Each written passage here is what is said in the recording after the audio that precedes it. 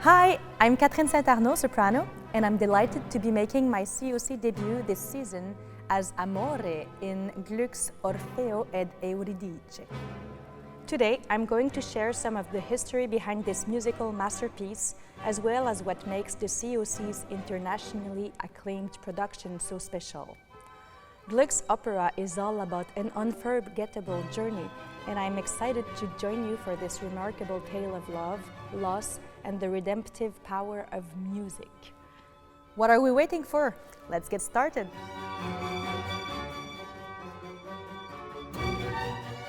This opera has a long history. We're talking thousands of years, even before the life of the Greek poet Homer. According to Greek mythology, Orpheus was a legendary musician and poet who traveled with Jason and the Argonauts in search of the Golden Fleece. As if that wasn't enough adventure for one man, he later descended to the underworld to rescue his wife, EURIDICE, after her death. The underworld part is what made Orpheus really famous. Over the following centuries, the tale of his daring rescue inspired writers, artists, and musicians from Handel to Tolkien. Christoph Willibald Gluck's 1762 opera was no exception. And today, we continue to see the myth of Orpheus reinvented all over again, from musicals like the Tony Award-winning Hadestown to the National Ballet's Orpheus Alive, which recasts the lover in reversed gender roles.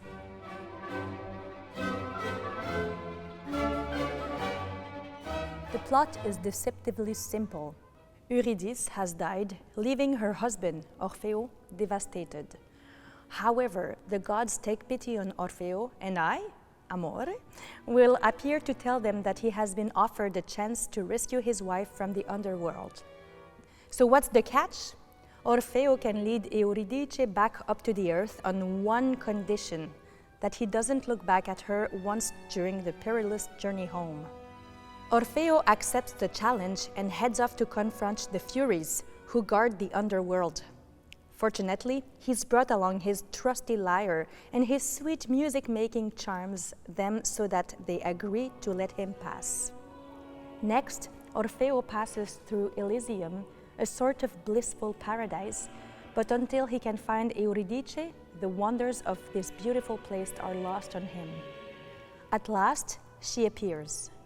Eurydice's delight at seeing her beloved quickly gives way to confusion about why Orfeo won't even look at her. Fearing the worst, that he no longer loves her, she refuses to follow him any further. And you can probably guess what happens next. That's right, Orfeo looks back. Poor Eurydice dies all over again, and once again Orfeo is left to sing of his grief. That's my cue to return, just in time to stop him from taking his own life. As a reward for his devotion, I restore Eurydice to life, and everyone sings in praise of, well, me. What a happy ending.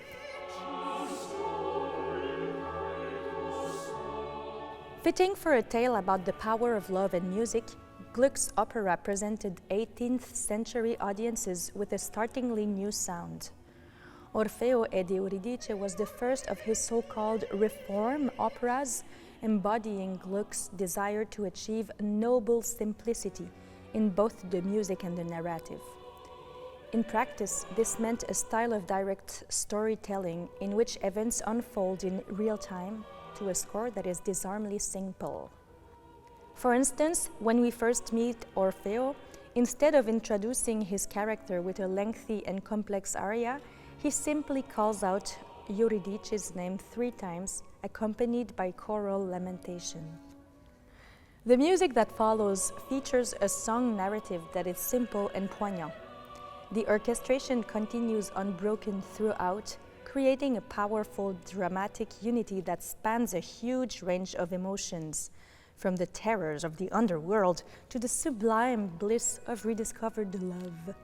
Listen for the harp in Che puro ciel as Orfeo arrives in the underworld, as well as his heartbreaking Act 3 aria Che farò senza Euridice, What shall I do without EURIDICE? Which is a rare example of a sad song sung in a major key. The opera is famous for a few other musical rarities.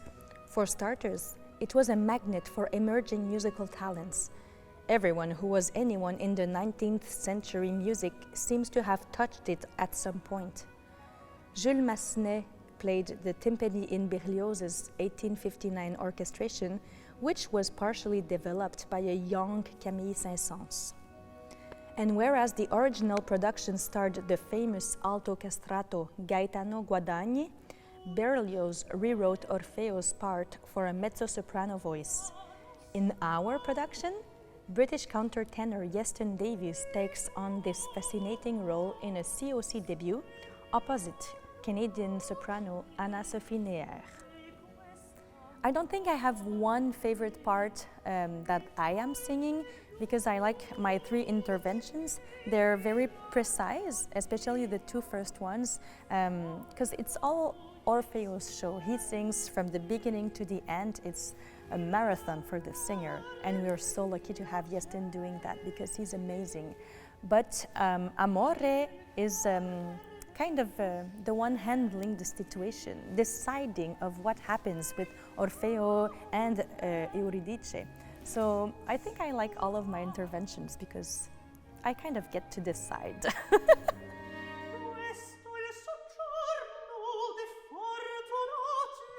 This production of Orfeo ed EURIDICE is a unique opportunity for Toronto audience to hear the ethereal sound of a countertenor.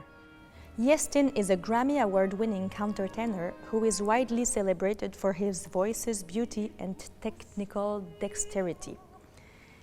He's garnered critical acclaim for performances at La Scala, as well as at the Edinburgh International Festival, where The Guardian praised him as outstanding. Anna-Sophie Neher is returning to the COC following her performance in 2023's Fidelio. That same year, the Ensemble Studio graduate was also a laureate at the Queen Elizabeth competition in Brussels and, since then, has made her company debut at Opéra National de Paris. And there's me, Catherine St-Arnaud.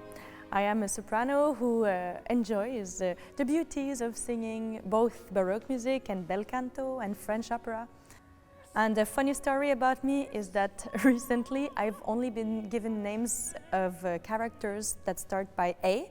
So I did Amore, Adina, Adina, Adèle, Altisidore. So I'm kind of expecting a very long career until the Z letter at the end.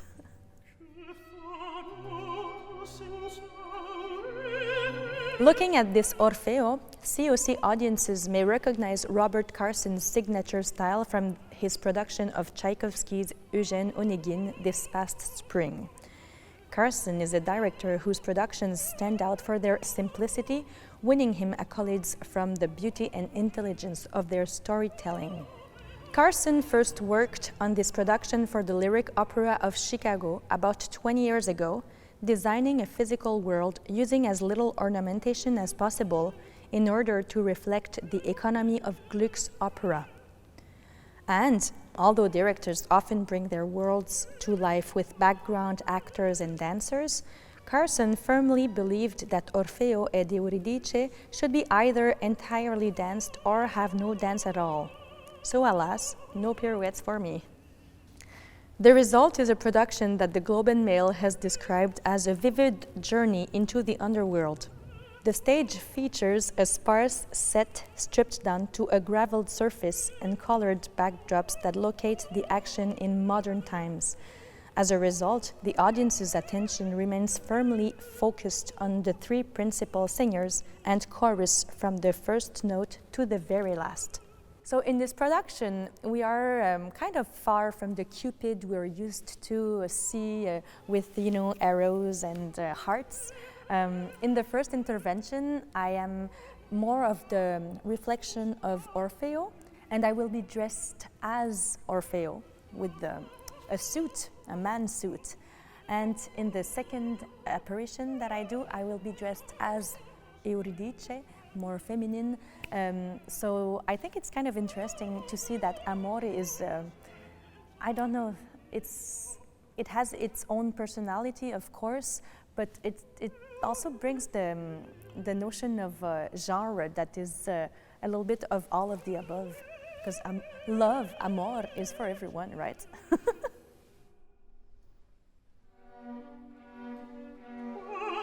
So why should you come see this opera? Because of so many reasons. First of all, the music is amazing. Second, the set is beautiful and it's renowned everywhere in the world, and it's not for nothing. It's a beautiful production. And also because Jestin and Anna-Sophie have such beautiful voices. It's gonna be a really great show. So come and see this.